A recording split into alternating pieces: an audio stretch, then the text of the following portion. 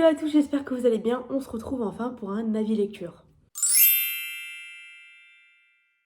Je n'ai pas fait d'avis lecture depuis le mois de juin et pourtant j'ai lu quand même pas mal de livres, donc c'est maintenant que je vais vous faire un peu la liste et vous donner mon avis sur certains livres que j'ai lus, pas tous parce que sinon ça durerait 20 ans. Donc je suis désolée, la vidéo risque d'être un peu mouvementée déjà par le chat qui mange mes livres actuellement, mais surtout parce que je n'ai pas préparé du tout mes avis lecture et donc je n'ai pas de script entre guillemets. D'habitude j'écris un peu ce que je pense des livres pour me rappeler et que ce soit plus clair, mais là pour le coup ça va un peu être n'importe comment je dirais. Premièrement, je vous parle de Je tabernacle, je passe Noël au Canada, donc de Natasha Pillow chez J'ai lu. Alors, je l'ai lu absolument pas pendant la période de Noël, vu que je l'ai lu. Je l'ai lu il y a un moment déjà, il y a quelques mois, je me rappelle plus de quand exactement. Mais je me rappelle avoir passé un très bon moment et avoir adoré les personnages. Il me semble que j'ai fait un vlog avec ce livre, mais je n'en suis pas du tout sûre, puisque je commence plein de vlogs et je les termine pas et c'est un peu problématique. Mais dedans, on va suivre une journaliste spécialisée en voyage, je ne me rappelle plus son nom, ce qui est Agathe, il me semble. Et elle a également une meilleure amie qui est un peu comme une sœur. Et ça se passe pas très bien avec leur patron et elles sont toutes les deux dans la même boîte. Et un jour, il leur propose un voyage soi-disant à l'autre bout du monde. Elle croit à 100% que c'est une destination vers le soleil. Et elle se rend compte une fois arrivée sur place que pas du tout. Elles sont dans un pays où il fait extrêmement froid et c'est plutôt Noël pour de vrai qu'elles vont passer là-bas et non Noël sous les cocotiers.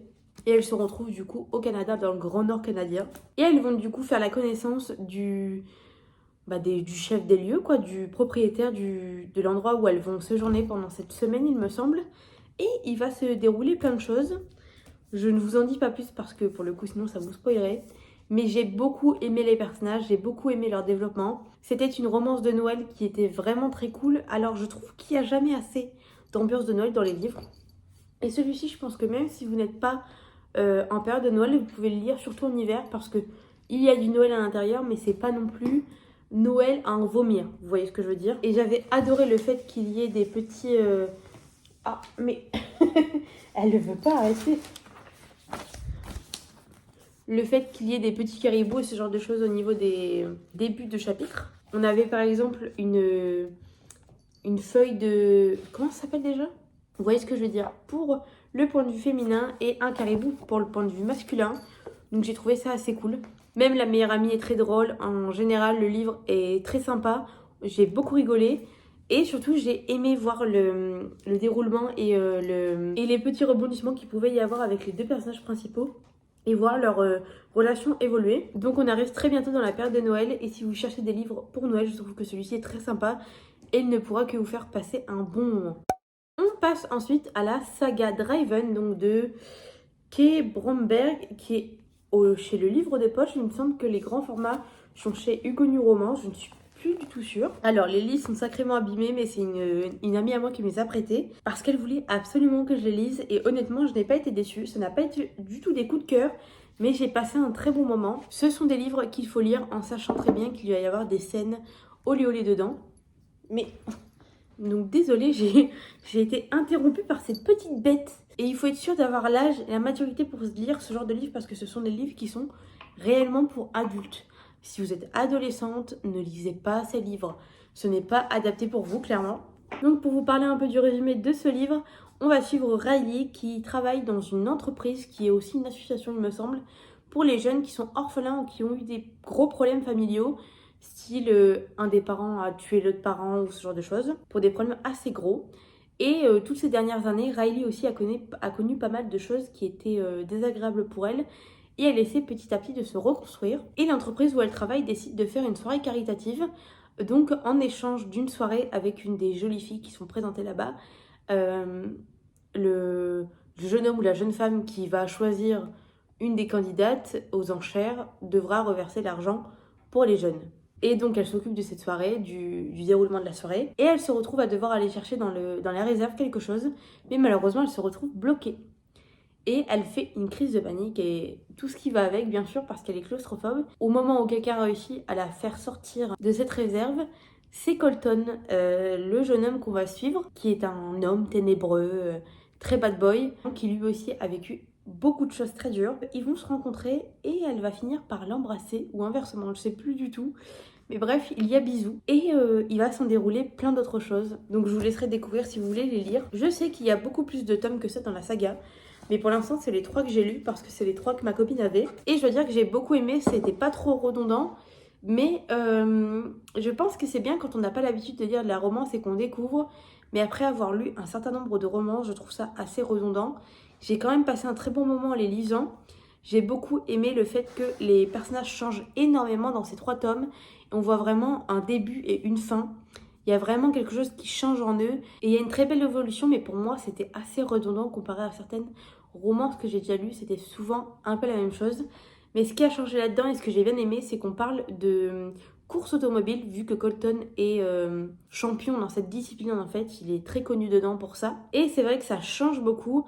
Ça rajoute un peu de piment au livre.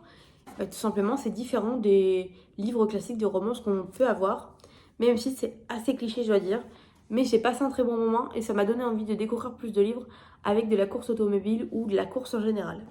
On passe ensuite à un livre de Morgane Moncomble qui est En équilibre, donc chez Hugo Poche et dans la collection New Way. Alors dedans, on va suivre Lara qui vit à New York avec ses parents et sa sœur jumelle Amelia. Et elles ont toutes les deux toujours fait la même chose.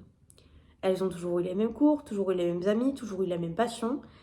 Et Lara apprend que sa sœur veut arrêter le cirque. Le cirque qui est une passion qui les tient toutes les deux depuis qu'elles sont toutes petites. Mais malheureusement, Lara le vit très mal. Elle vit très mal le fait qu'elle et sa jumelle commencent à avoir une vie très différente et à devoir vivre des choses différentes. Et c'est vrai qu'elle a l'impression d'être un peu le vilain petit canard de la famille en fait.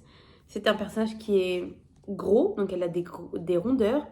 Et elle accepte, mais c'est vrai que parfois elle a assez du mal à montrer la confiance en elle. Et c'est vrai que parfois elle a un peu du mal à montrer la confiance en elle qu'elle a. Et elle a beaucoup de tics et de choses qui la rongent, qui font que c'est très compliqué pour elle au quotidien. Elle fait beaucoup de crises de panique et tout ça. Et sa famille ne comprend absolument pas son désarroi et dans quel état elle se met parfois et pour quelles raisons. Alors que pour elle, c'est juste assez évident et elle le vit assez mal. Et donc on va la suivre dans ses combats intérieurs avec le fait de commencer à se séparer petit à petit de sa sœur, de ne plus avoir les mêmes passions, de ne plus être exactement les mêmes personnes et essayer de connaître d'où viennent toutes ces angoisses et toutes les choses qui font qu'elle ne se sent pas bien malgré le fait qu'il y a une partie d'elle qui s'aime énormément. Donc j'ai beaucoup aimé ce livre. Dedans, il y a également une petite histoire d'amour qui n'est pas non plus le centre du livre, mais c'est vrai que ça rajoute quelque chose. Comme tous les romans de Morgane Moncomble, j'ai trouvé que c'était extrêmement bien écrit. On ressent vraiment ce qu'elle essaye de nous dire à travers les mots et on a vraiment de la peine pour le personnage et on se rend compte petit à petit de un peu comme elle et de pourquoi elle est comme ça. Et surtout, on parle de sujets à l'intérieur dont on parle très peu. Par exemple, le fait d'être anxieux, les tocs et ce genre de choses.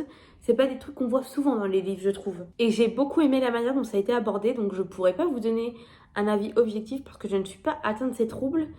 Mais j'ai trouvé ça vraiment cool parce qu'on peut réellement voir un peu et surtout voir d'une autre facette comment sont ces troubles et comment ça se passe à l'intérieur de la personne qui les vit. Et surtout, on va la voir se reconstruire petit à petit. Et je trouve ça vraiment formidable. Et surtout, on va la voir se reconstruire petit à petit. Je trouve ça vraiment formidable. Et ça change réellement de tous les romans qu'on connaît avec la fille qui est la plus belle du monde, la plus fine et tout ce qui va avec. Là, pour le coup, on a un personnage qui est gros. Et je trouve que c'est rare, donc j'ai beaucoup apprécié. Dernier livre physique, c'est My Dear Fucking Prince ou Red, White and Royal Blue, donc de Casey McQuiston. Donc chez Lumen, j'ai acquis la version collector qui est juste magnifique.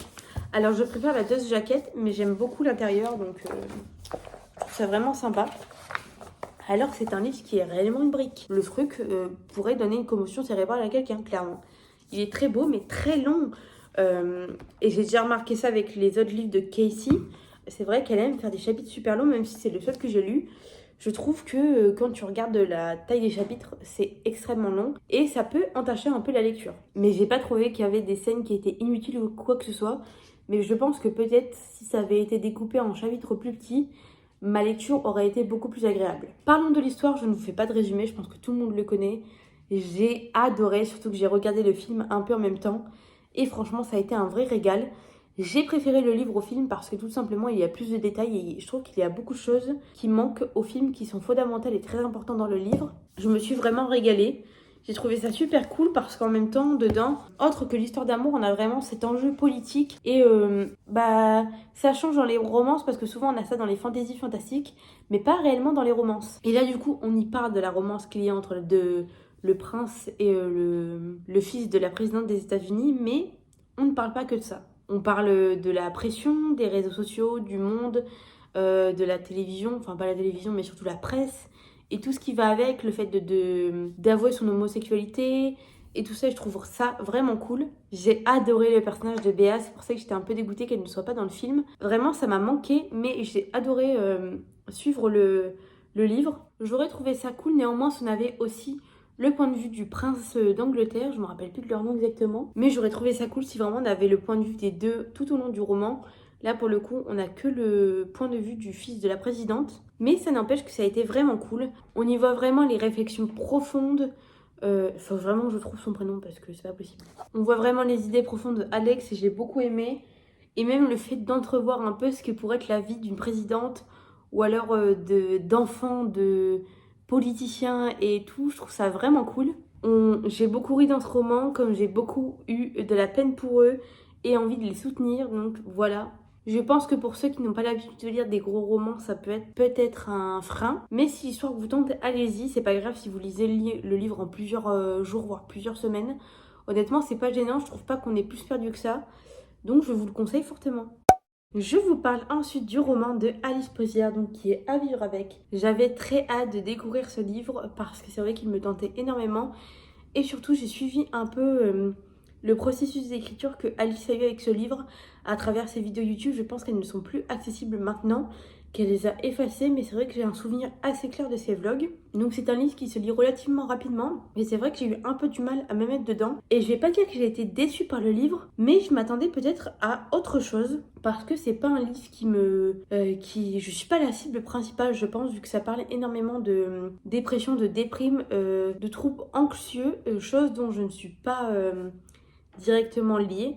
Je suis une personne qui n'est pas extrêmement stressée, le trouble dépressif un petit peu plus. C'est vrai que je me suis pas non plus retrouvée à 100% dedans, mais je suis certaine que c'est un livre qui pourrait faire du bien à ceux qui sont dans ce cas-là et qui ont réellement des troubles anxieux et tout ce genre de choses. Pour les points positifs, j'ai beaucoup aimé parce qu'on voit vraiment une évolution dans les troubles anxieux que la personnage principale a, donc Victoire.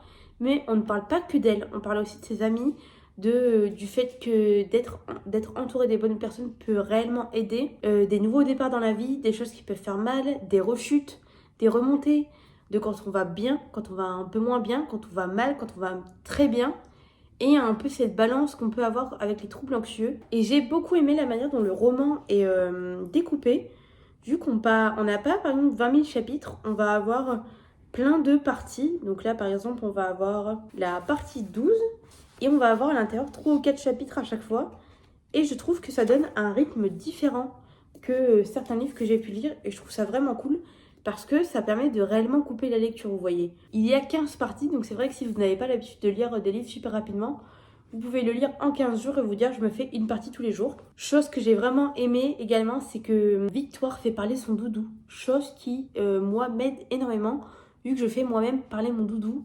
Et j'ai trouvé ça vraiment cool de pouvoir me retrouver à travers elle, parce qu'on ne parle pas uniquement du trouble anxieux et de ce que ça amène, on parle également de tout ce qu'il y a autour d'elle en fait, de sa famille, de ses amis, de sa relation à la famille et aux amis, de sa manière de voir les choses, d'appréhender la vie, d'appréhender les nouvelles étapes qu'elle a et les petits pas qu'elle peut faire. Donc ça a vraiment été très cool. Donc je pense que si vous avez des troubles anxieux ou autres, ce livre peut réellement vous aider et vous retrouver dedans. Derrière le livre, il y a écrit un roman bouleversant sur les rencontres qui nous aident à vivre avec. Et je trouve ça vraiment juste. Et je trouve que ça décrit parfaitement le livre. On passe ensuite au livre que je n'ai pas en physique mais que je n'ai que en e-book. Et il y en aura deux. Et on va commencer par Et si ce n'était que le début de Gaël Bonacieux qui est disponible en auto-édition sur Amazon. J'ai eu l'occasion d'acheter ce livre parce que je l'avais trouvé en réduction sur Amazon du coup. J'ai foncé dessus parce que je savais que c'était un roman qui pouvait m'intéresser et j'ai passé un très bon moment, je me suis régalée. Donc dedans, on va suivre 3 personnages totalement différents, 2 filles et un garçon, qui ont eu tous les 3 quelque chose qui ont bouleversé un peu leur vie. Donc tous les 3 quelque chose d'assez similaire mais relativement différent quand même. Et ils vont avoir tous les 3 envie de changer de vie un peu. Et ils vont se retrouver sur internet à trouver une petite annonce qui parle d'une maison en Écosse qui est libre pour des cœurs brisés. Et ils vont donc s'y retrouver tous les 3 là-bas un peu par hasard. Et on va les suivre dans leur découverte de l'Écosse, dans leur découverte d'eux-mêmes, des autres également, vu qu'ils sont tous les 3 qui ne se connaissent pas. C'est un peu comme une télé-réalité au final, mais une télé-réalité en mieux, parce qu'il n'y a pas réellement de drama. Je sais pas si vous voyez. Et on va les suivre également dans leur cheminement personnel avec les autres, le fait de s'entraider et tout. Donc vraiment, ça, j'ai trouvé ça super cool. J'ai autant ri qu'eu envie de pleurer et de les soutenir. Vraiment, c'était trop bien. J'ai adoré le fait qu'il y ait beaucoup de descriptions au niveau de l'Écosse. Ça a apporté vraiment quelque chose au roman et ça m'a donné encore plus envie d'y aller parce que c'est déjà un pays que j'aime beaucoup. Mais ça me donne encore plus envie de pouvoir le découvrir. Donc si vous cherchez un roman sur l'espoir, la reconstruction de soi et des épreuves de la vie qui peuvent parfois vous faire mal, il y a toujours quelqu'un dans le monde qui peut vous aider à aller mieux. Bah, ce roman, il est parfait pour ça. Je pense que c'est un roman que l'on peut lire vraiment quand on se sent pas bien parce qu'il aide vraiment. Dernier livre que j'ai à vous présenter pour cette vidéo, c'est L'As de pique, encore une fois de Morgane Moncomble. Alors je vais vous le comparer un peu avec L'As de cœur parce que c'est dans le même univers avec plus ou moins les mêmes personnages. Enfin c'est pas les mêmes personnages mais quand vous lisez les deux, c'est des personnages qui sont tous les deux dans les romans en fait. Franchement, je dois avouer que j'ai beaucoup aimé ce roman. C'est tout à fait à l'image de Morgane Moncomble avec des plot twists qui sont vraiment très intéressants, qu'on a vraiment envie de voir. Toujours un univers très différent. Donc là, on va suivre une pop star, je sais pas si c'est une pop star, mais c'est une star de la chanson, qui est très jeune, et un garde du corps qu'elle connaît depuis longtemps. Il se passe plein de trucs dedans. Vraiment, c'est une pépite si on a envie d'un livre avec beaucoup de rebondissements. Et on a toujours dedans des sujets très importants. Et là, pour le coup, on va suivre le fait de ne pas avoir d'émotion pour le personnage principal masculin. Donc c'est un nom, mais je ne me rappelle plus exactement. Et j'ai adoré la trope du garde du corps et de la star. Vraiment, je n'avais jamais lu. Et j'ai adoré. Je l'ai moins aimé que L'As de cœur, mais parce que c'est vraiment un univers très... Enfin, l'univers est le même, mais l'histoire est assez différente. Les personnages ne sont pas du tout les mêmes, mais ça ne m'a pas empêché de passer un très bon moment. Et c'est toujours ça avec les livres de Morgane Moncomble, je suis toujours un peu choquée des plots de tout ce qu'il y a et je m'y attends souvent rarement. Alors que c'est vrai que j'ai souvent l'habitude de prévoir un peu tout ce qui va s'y passer. Et pour le coup, ça fait du bien de lire des livres où on est un peu scotché et choqué des plots twists en fait. Et il y a toujours un énorme cheminement au niveau des personnages. Il y a vraiment toujours un avant et un après qui est vraiment très visible pour le coup. On ne suit pas qu'une histoire d'amour, on ne suit pas que 2 ou 3 personnages, on suit vraiment des réelles histoires. Pour moi, c'est vraiment des choses qui sont parfois... qui pourraient être réelles en fait. Et vraiment, les personnages de Morgane Moncomble, ils font partie de mes préférés parce que je trouve qu'ils ont tous quelque chose de différent. C'est jamais redondant en fait, c'est toujours différent et c'est toujours nouveau.